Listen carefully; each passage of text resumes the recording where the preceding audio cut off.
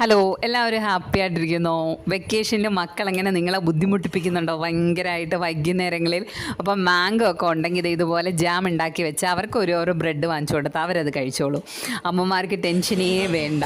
അപ്പം ദേ നമ്മുടെ മാവിലെ മാങ്ങയാണ് കേട്ടോ, നിറയെ നാരുള്ള മാങ്ങയാണ്. ഞാൻ ദേ തൊലി ചെത്തി എടുത്തിട്ടുണ്ട്. ഇനി ഇതുപോലെ കട്ട് ചെയ്ത് ഞാൻ മാറ്റിയിട്ടുണ്ട്. ഭയങ്കര ബുദ്ധിമുട്ടായിരുന്നു കേട്ടോ. നാരില്ലാത്ത മാങ്ങയാണ് കൂടുതലും ആൾക്കാർ ജാം ഉണ്ടാക്കാനായിട്ട് ഉപയോഗിക്കുന്നത്. നമുക്കിതേ 3 ഐറ്റം മാത്രം മതി മാംഗോ ജാം ഉണ്ടാക്കാനായിട്ട് കേട്ടോ.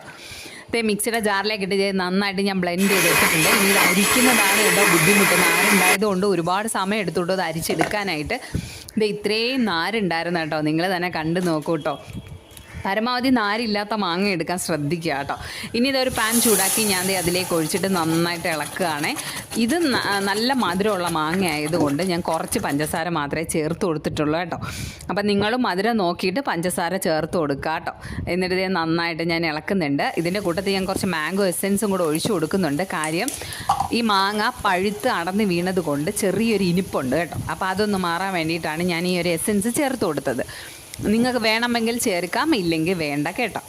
അപ്പം ഈ മാങ്ങയുടെ പൾപ്പും പഞ്ചസാരയും എസെൻസും കൂടി ഇട്ട് നന്നായിട്ട് ഇളക്കി വറ്റി വരുമ്പോഴത്തേക്ക് ഒരു നാരങ്ങയുടെ പകുതി ചാറ് എടുക്കുക, അതിലേക്ക് ഒഴിക്കുക, വീണ്ടും നന്നായിട്ട് ഇളക്കി ആ തവയിൽ നിന്ന് ഇങ്ങനെ ഇളവി വരുന്ന ഒരു ടൈം ആകുമ്പോഴത്തേക്ക് ഓഫ് ചെയ്യാം കേട്ടോ. നമ്മുടെ മാംഗോ ജാം ഇവിടെ റെഡി ആയിട്ടുണ്ട്.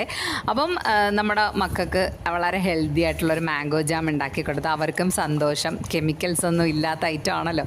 അപ്പോൾ എല്ലാവരും എൻ്റെ ഉമ്മയും മോളും എന്ന ചാനൽ കാണണം, സബ്സ്ക്രൈബ് ചെയ്യണം കേട്ടോ. പിന്നെ ഇത് ഉണ്ടാക്കി നോക്കിയിട്ട് കമൻസ് ഇടാൻ മറക്കരുത്. ഇഷ്ടപ്പെട്ട ഫ്രണ്ട്സിനൊക്കെ ഒന്ന് ഷെയർ ചെയ്തും കൂടെ